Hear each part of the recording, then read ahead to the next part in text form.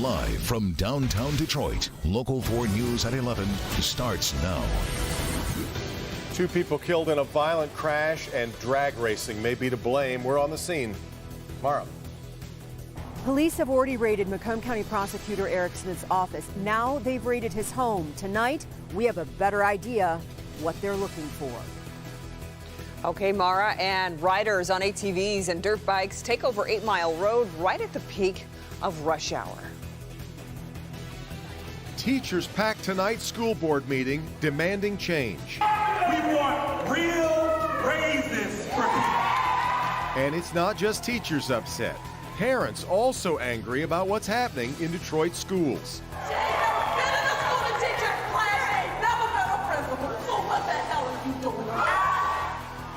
Boy, plenty of fireworks tonight in this meeting that involved the teachers union and the Detroit School Board. The meeting comes amid heated talks about a new school calendar the union ultimately rejected. Jermont Terry was inside tonight's meeting, and Jermont, the union has a lengthy list of complaints here. They do, Kimberly. Teachers are fed up, and it's not all about pay. That's only one issue. They are demanding to know why so many principals are leaving the district. And they're also left wondering if the students are truly the top priority for district leaders. A sea of red out Tuesday night as members of the Detroit Federation of Teachers came out in force.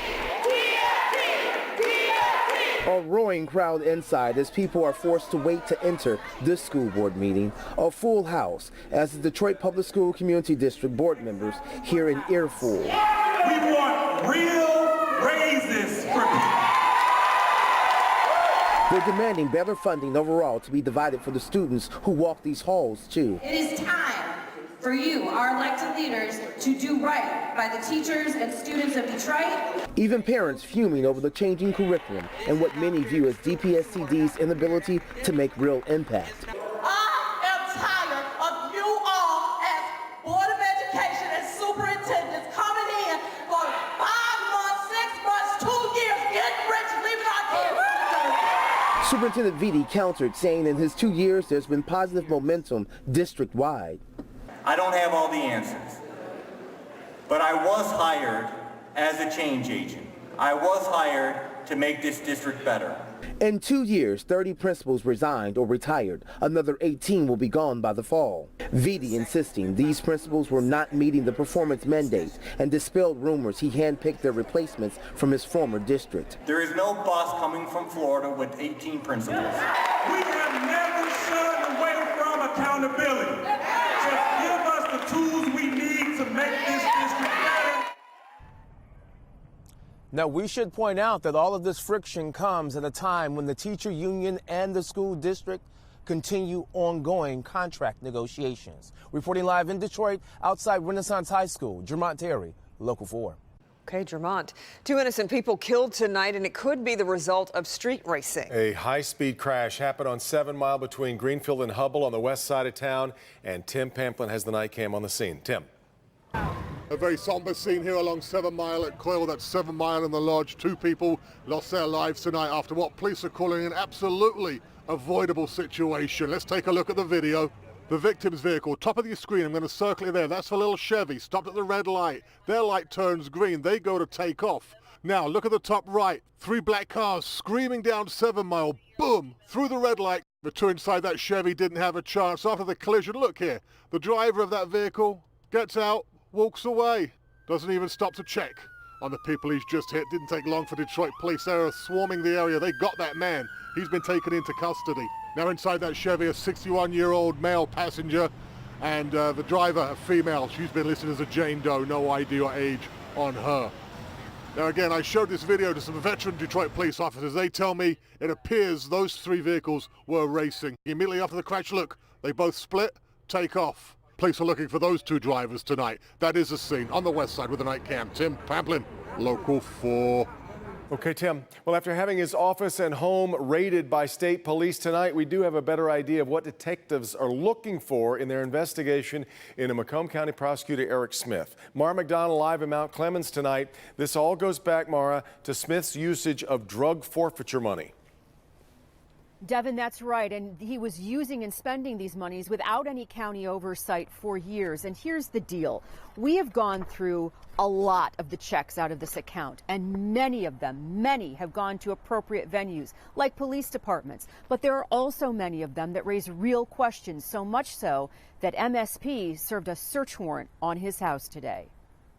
MSP out of Lansing HQ rolled up on Smith's Macomb Township home and served the prosecutor with a search warrant to get into his house. And it's a part of the ongoing investigation into his usage of the Macomb County forfeiture funds. Detectives removing the security system from Smith's home and were seen rolling up internet cable. There are several high-dollar checks written out of the forfeiture funds without notation for what they're for to a security business. Sources tell us there are questions about invoices for interior design services.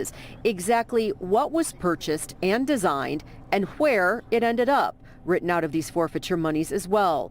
That's on top of the hundreds of thousands of dollars in checks to American Express and Visa with no notation for what they're for. Smith has maintained from the start he's done nothing wrong. MSP tells us he was cooperative today. Back here live, something key to remember when you're talking about these funds. The law requires that they are spent in a specific way, and that's to aid in preventing crime. Devin, Kimberly, back to you. Well, Mara, after that drama, Smith is expected before the Board of Commissioners tomorrow. Do we expect that that's still going to happen now? Well, we are told that that agenda item has been pulled. Whether that changes and is an emergency addition tomorrow, unclear. And also, Devin, important to point out, Eric Smith's brother Bob is the chairman of the Macomb County Board of Commissioners. Exactly. All right, Mara, we'll watch.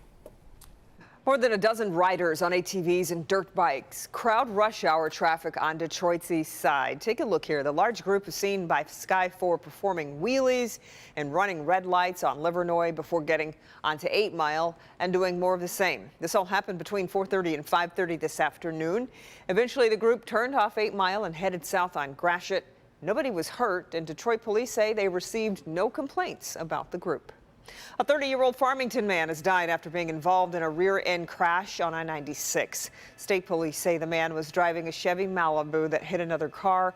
While there was little damage to either car, troopers say the man was not breathing when they got to the scene. He was taken to the hospital where he later died.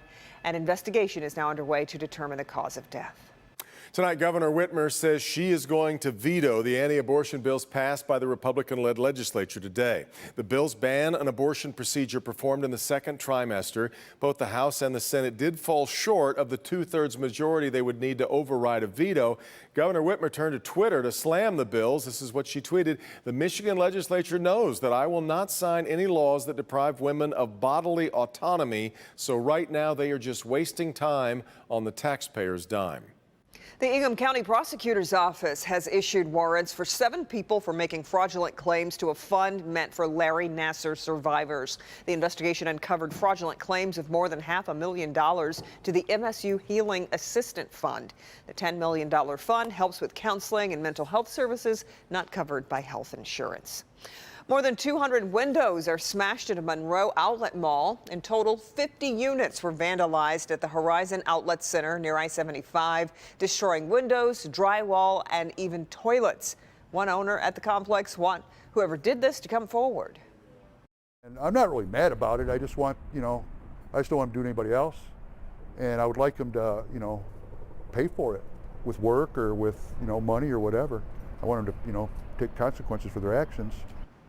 The damage is expected to be about $70,000 to $100,000. City of Royal Oak has picked the company that will design its new park. The new 2.2-acre downtown park is going to be built near the Farmers Market and the Public Library, part of the city's $60 million Civic Center project, which includes building a new police station and a city hall. Construction for both buildings expected to be completed now sometime next year.